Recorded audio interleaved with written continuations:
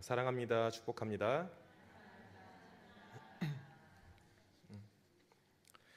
제가 요즘 찬양을 할 때 틀리지 않고 하는 것 같은데 역시 여러분의 기도발이 훌륭하신 것 같습니다. 하나님께 감사, 또 여러분께 감사드립니다. 네, 오늘 여러분, 우리는 오늘 욥기 1장의 말씀을 통하여 하나님의 말씀을 나눌 것인데, 우리에게 참 소중한 것들이 많습니다. 나의 건강, 재물, 친구와 같은 것들이 여러 가지가 있지요. 그런데 이런 재물과 목숨조차 그런 것들보다도 훨씬 더 중요한 것이 있다면 무엇일까요? 그것은 바로 자녀겠지요.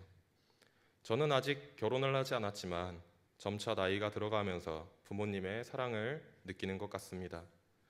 저희 어머니께서 제가 유전적으로 아버지를 닮아서 머리가 슬슬 빠지기 시작하니까 하시는 말씀이, 할 수만 있다면 자신의 머리털을 다 뽑아서라도 채워주고 싶을 만큼 너를 사랑한단다 라고 하시더군요. 어릴 땐 몰랐는데, 물론 지금도 아직 어리지만 점차 나이를 들어가면서 부모님께서 한평생을 누나들을 위해, 그리고 또 저를 위해 희생하신 모습들을 생각하게 됩니다.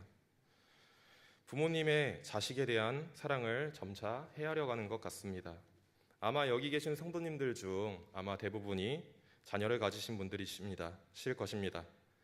나의 자녀를 생각하면 또 무엇이더라도 다 줄 수 있을 것입니다. 자녀가 아프면 내가 대신 아팠으면 좋겠고, 예수님께서 우리를 위해 대신 죽으신 것처럼 대신 죽으라 하면 대신 죽어줄 수 있을 만큼 사랑하는 것이 자녀일 것입니다. 오늘 말씀은 하나님께서 의롭다고 인정하신 욥이 모든 것을 잃어버렸을 때 했던 고백입니다. 하나님께서는 욥에게 참 많은 것들을 허락하셨습니다. 부유함도 주셨고 자녀의 복도 주셨습니다.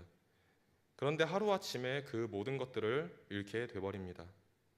그런데 그럼에도 불구하고 욥은 하나님을 원망하지 않았다고 합니다. 오히려 욥은 주신 이도 하나님이시여 거두신 이도 하나님이시다 라고 고백을 하였습니다. 어떻게 이러한 고백을 할 수가 있을까요? 만약 여러분께서 우리가 욥처럼 하루아침에 모든 것을 다 잃게 된다면 어떨 것 같으신가요?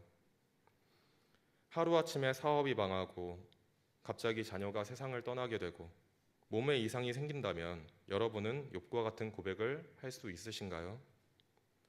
정말 상상도 하기 싫을 것입니다. 예전에 신학대학교 시절 전공을 가르치던 한 교수님이 계셨습니다.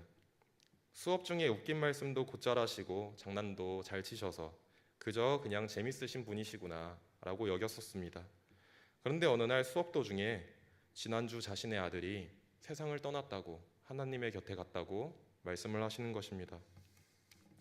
교수님께서 수업 중에 종종 아들에 대한 이야기를 하셨는데 저와 비슷한 또래였다고 기억을 합니다. 또 좋은 대학교를 나오고 미래가 밝은 사람이었다고 자랑스러워 하시는 것을 봐왔기에 그런 아들을 잃게 되신 그 마음의 고통을 가늠할 수가 없었습니다. 그런데 저를 더욱 놀라게 하신 말씀은 그 뒤에 교수님께서 하신 말씀입니다. 교수님께서 하신 말씀은, 여러분, 하나님께서 가장 좋은 때에 나에게 아들을 주셨고 가장 좋은 때에 나의 아들을 데려가셨습니다. 그렇기에 나는 하나님을 원망하지 않습니다. 하지만 제가 이렇게 말한다고 해서 제가 슬퍼하지 않는 것은 아닙니다. 너무도 슬프고 아프지만 아들을 주신 것도 하나님이시니 데려가시는 것도 하나님이시라는 것으로 그렇게 고백을 하셨습니다. 그래서 하나님을 원망하지 않는다고 말씀을 하셨습니다. 저는 정말 놀라웠습니다. 어떻게 저렇게 말씀을 하실 수가 있을까? 저의 사고로는 그 누구라도 그런 일을 겪는다면 하나님을 원망했을 만도 한데, 너무도 슬퍼서 주저앉았을 만도 한데 어떻게 저런 믿음을 가지실 수 있을까 놀라웠습니다. 그리고 시간이 지난 후에 그 이유를 깨닫게 되었습니다. 그 이유는 바로 교수님께서는 자신에게 주어진 모든 것이 하나님께서 주신 선물인 것을 알고 계셨기 때문입니다. 사랑하는 자녀를 떠나보내는데 어떻게 슬프지 않았겠습니까? 그러나 그 교수님께서는 욥과 같이 내게 있는 모든 것은 본래 하나님의 것이었다는 것을 마음에 품고 계셨던 것입니다. 얼마 전 저희 어머니와 대화를 하던 중에 교수님의 말씀이 떠올라 이런 말씀을 드렸습니다. 엄마, 하나님께서는 저를 크게 사용한다고 하셨고 하나님께서는 저를 사랑하시고 하나님께서 저를 훌륭한 목회자로 쓰시겠다고 하셨으니 그럴 리는 없으시겠지만, 정말로 그럴 리는 없으시겠지만, 만에 하나 나를 먼저 데려가신다고 하더라도 하나님을 원망하지 말아주세요. 그리고 어머니께서 하신 말씀은 이러하였습니다. 나는 너를 이제 하나님 앞에 드렸다.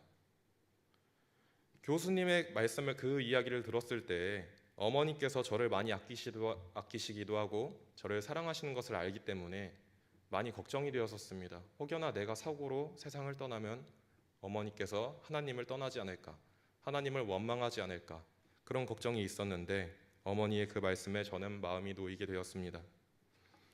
우리도 욥과 같이, 그 교수님과 같이 그런 고백을 할 수 있게 되기를 소망합니다. 그런데 어떻게 그렇게 할 수가 있을까요?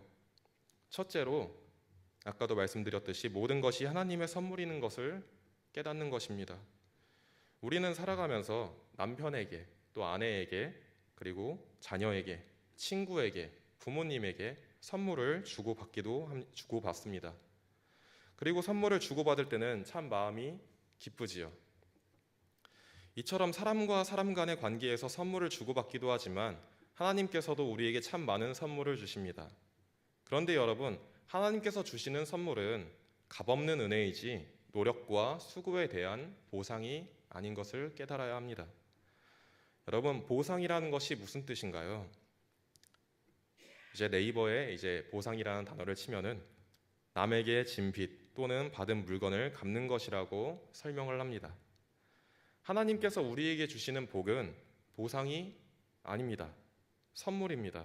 하나님께서는 우리에게 빚을 진 적이 없으시지요. 오히려 우리가 값없이 구원을 얻었으니 우리가 빚진 자들이지요. 하나님께서 우리에게 구원하셨기에 열심을 다해 하나님의 말씀을 따르고 의를 행하는 것은 당연한 일인 것입니다. 여러분, 그런데 아이들은 보상을 바랄 수 있습니다. 아이들은 부모님께 칭찬을 받기 위해서 예쁜 짓을 하지요. 부모님께 미움을 받지 않기 위해서 잘못하지 않으려고 노력을 합니다.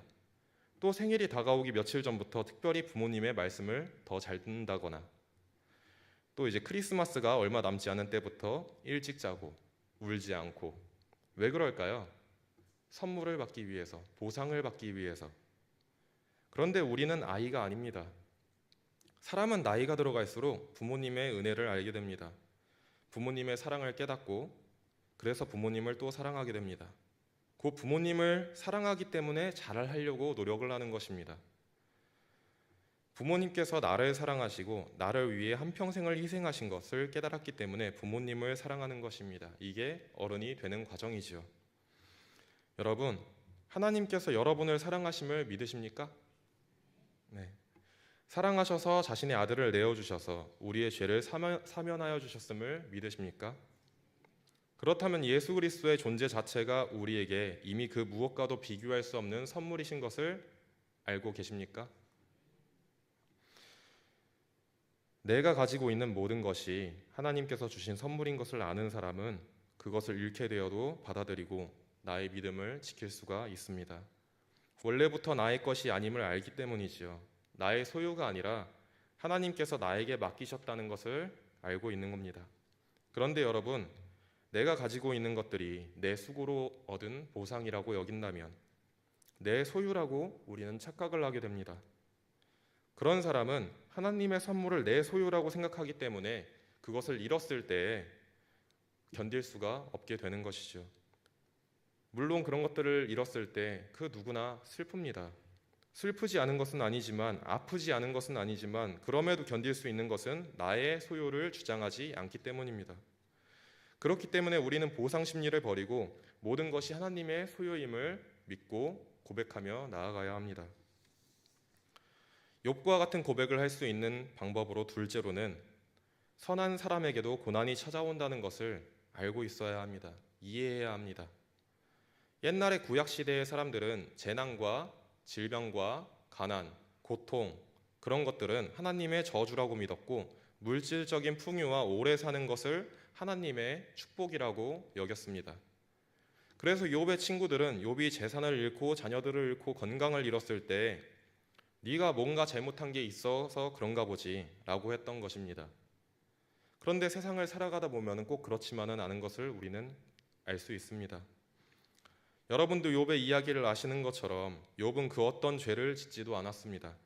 그런데도 불구하고 하루아침에 모든 것을 잃게 되었지요. 꼭 욥이 아니더라도 우리의 주변을 둘러보면 얼마든지 믿음이 좋으나 고난을 겪는 사람들을 볼 수가 있습니다. 여러분, 욥의 이야기는 권선징악에 대한 사상과 정면으로 충돌하는 이야기인 것을 아시죠? 구약 시대뿐만 아니라 예수님의 제자들 또한 그렇게 생각했습니다. 그래서 예수님께 병든 자를 두고 이 사람이 아픈 것이 누구의 죄 때문이냐 라고 예수님께 묻기도 합니다. 그런데 예수님께서 말씀하시기를 이 사람이 아픈 것은 부모나 이 사람의 죄 때문이 아니라고 말씀하셨습니다. 그리고 그 사람을 불쌍히 여기시고 그 사람을 치유하여 주셨습니다. 하나님께서는 진실로 우리에게 필요한 것들을 채우시는 분이십니다. 꼭 그런 것을 믿으시길 바랍니다.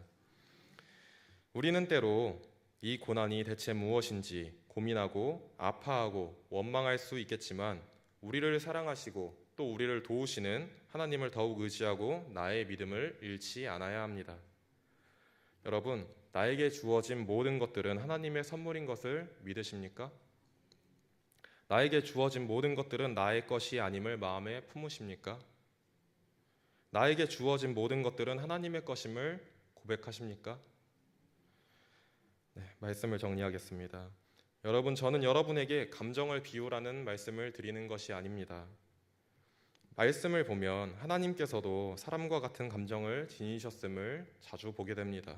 어떤 때에는 하나님께서 화를 내시기도 하시고요, 슬퍼하시기도 하시고 마음 아파하시기도 하시고 기뻐하시기도 합니다. 그것은 하나님께서 우리를 사랑하시기 때문이죠. 그리고 그런 하나님의 형상으로 우리가 창조되었는데 어떻게 소중한 것을 잃었을 때 마음이 동요되지 않을 수가 있겠습니까? 고로 제가 여러분께 전하려고 하는 것은 마음을 비워라, 나를 비워라, 나의 마음은 아무것도 아니다, 그런 것이 아니라 내게 주어진 모든 것은 하나님의 선물이라는 것을 내 마음에 새겨야 한다고 말씀을 드리는 것입니다. 그리하여 나에게 어떤 고난 같은 상황이 있을지라도 하나님을 원망하지 않고 믿음을 지키는 것, 그것이 올바른 신앙을 가진 믿음의 자녀라고 말씀을 드리는 것입니다. 여러분, 여러분의 삶 가운데 하나님의 은혜와 평강이 언제나 함께 하시기를 축복합니다. 기도하겠습니다.